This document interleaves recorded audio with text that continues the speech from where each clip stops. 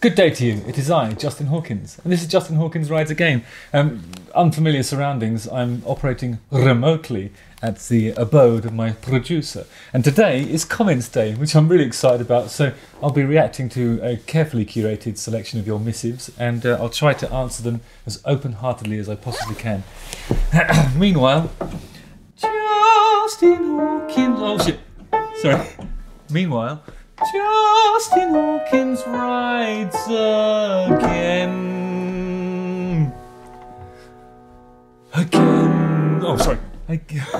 This is bad. Okay. Justin Hawkins rides again.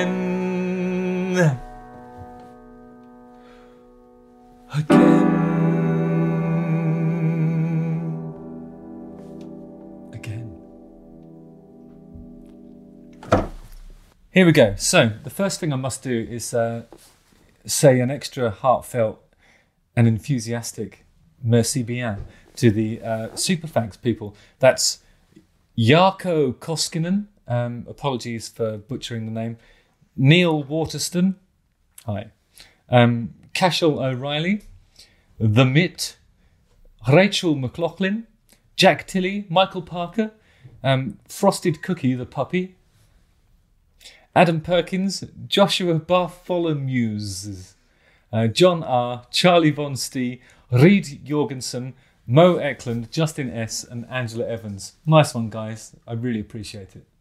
Calvi Maguire says, damn, I can't even get past as in P-A-S-S-E-D, past as in past your examination. Your opening dialogue. I hate how anyone can talk about music. Who the fuck are you? And why does your opinion matter? Okay, I'm just going to address this here. I can't even get past your first sentence because it's not a dialogue. If it was a dialogue, there would be two voices, hence the die. This is a monologue because there's only one voice.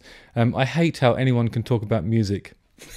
But I love how anyone could talk about music, or indeed art of any sort. I think everybody has a legitimate and valid opinion on the things that they enjoy consuming, and it's just as enjoyable to see people break it down, I think, and establish what it is that makes certain things connect, and some things just fall flat, and some things, become stratospheric mega hits. Why is that? I mean, these are the sort of unquantifiable things that I find fun to dissect.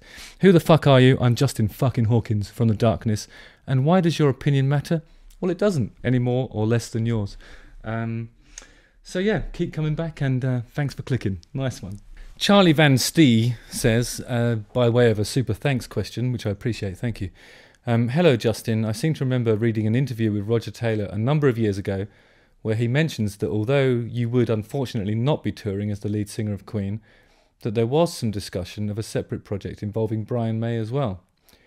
Was there any truth to that? Was there ever any truth to that? Also, whatever happened to the Darkness documentary that was in the works a few years ago? Love you so very much. Thank you, Charlie. Love you too. I don't actually remember Roger Taylor saying that, but we did, Dan and I rehearsed with Queen a few times leading up to their shows that were scheduled in the summer of 2005, I think it was, and we were going to be part of their show with a big entrance and do a few songs, some Queen stuff and some Darkness stuff, but with them as part. I think they were playing at Hyde Park, but then there were the terrorist attacks on, what was it, what was the date of that? It was the 5. Oh, so it would be 666 or something like that. That was 7/7. 7/7. Oh wait. Yeah, I think that was it. But there was some terror attacks in London that year, and it meant that Queen had to reschedule those shows. And when they rescheduled the shows, my brother and I were actually in America doing a rally, a car rally, so we weren't able to take part in it. But that's the only thing that we had properly scheduled. We did have a few meals and a few discussions and probably talked a lot of old horse shit about what we were going to do, and then none of it ever came to fruition. Unlike the Darkness documentary, which will certainly come to fruition, and I think Simon Emmett told us recently that he's back in the edit suite, looking at feverishly beavering away, looking at all of the footage and trying to make a brilliant story out of the stuff that he's shot over the last 8 years or something. So more on that when it's ready for consumption. A bit more work to go, I think, and then it's there. In anticipation of the next comments video, this is indeed a pile of trousers, but try not to look at those. Adam Perkins, and it's a SuperThanks one. Cheers, Adam. I was wondering, how difficult is it to choose an opening track for an album, and how much of an effect do you think it has on an album as a whole?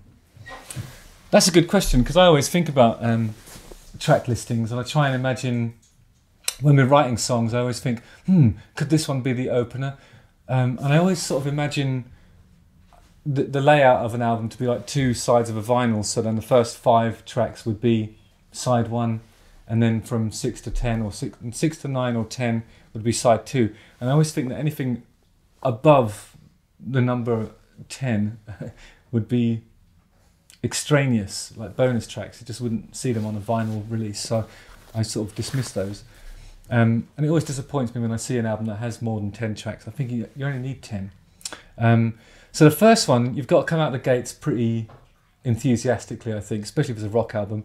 At the end of each side, I think the needle is nearer to the middle of the vinyl and it behaves differently, so you don't want to have anything that's too up-tempo or powerful in a particular way, because it just won't sound sonically as impressive as it would do if that same song was at the beginning. So you put all of your powerful stuff at the beginning of each side. So tracks 1 and 5, I think, no, 1 and 6 rather, are the ones that you need to have the powerful stuff happening. Black Shuck's a great example of that, I think.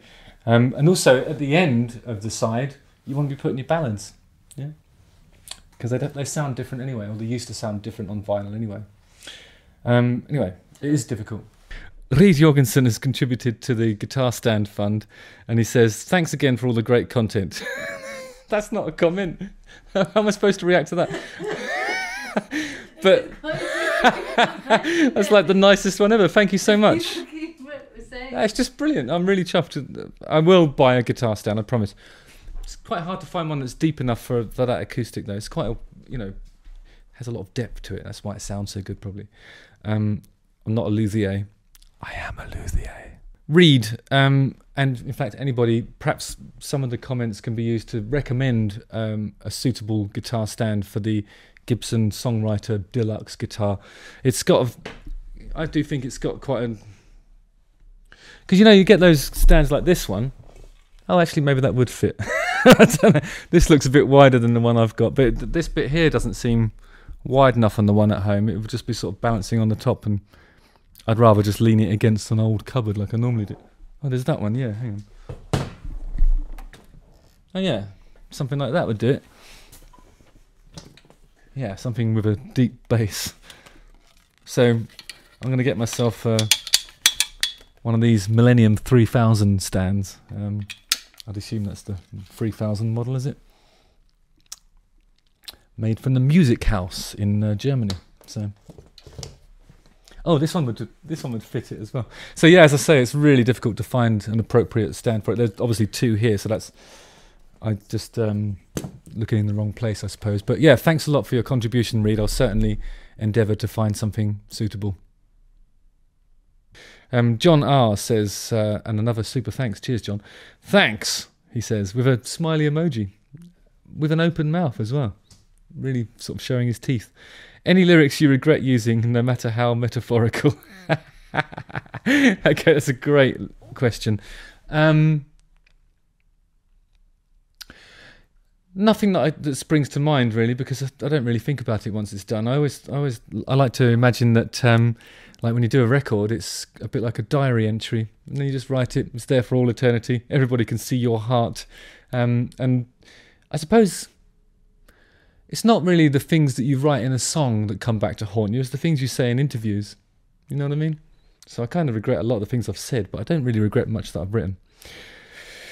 Although some of it, I think, when I look back at it and I just think, well, that's a bit rubbish, or I've missed an opportunity to do a good thing there, or I sometimes would maybe play it differently now, but I don't know if that counts as a regret, more just a tinge of missed opportunity-ness. Yeah, that's a regret. So, Yeah, there are some. So, Joshua Bartholomew's, a super thanks again, thank you.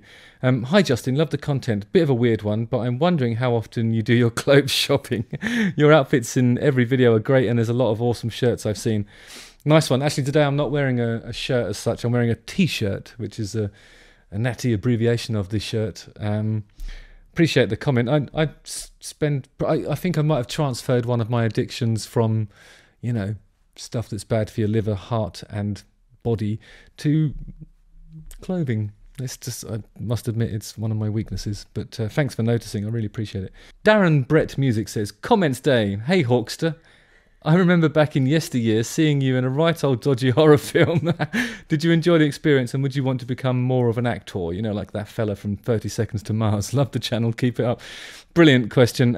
I have done a little bit of acting and I always did it because I thought it would be fun.